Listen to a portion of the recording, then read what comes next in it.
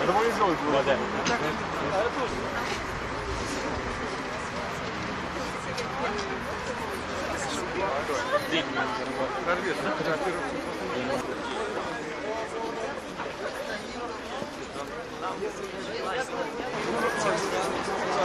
Правильно? Все, давайте расходимся. Я правильно говорю? Надо жить. Нет, ну прокажу, что он говорит?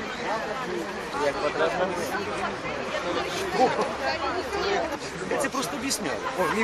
Если флаг не зарегистрирован, значит ты не должен им пользоваться здесь.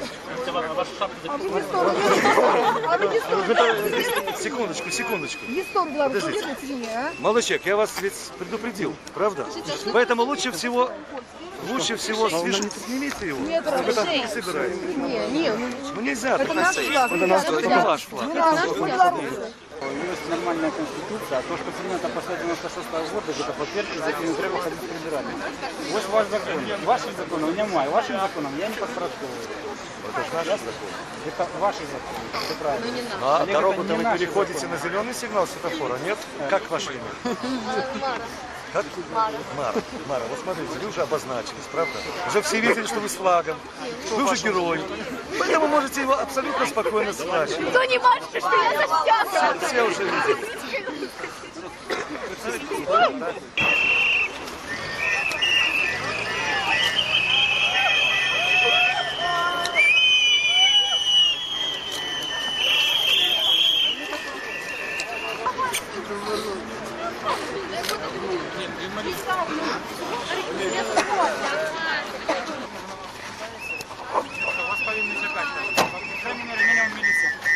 Уважаемые граждане, просьба освободить проезжую часть, дать возможность движению общественного транспорта.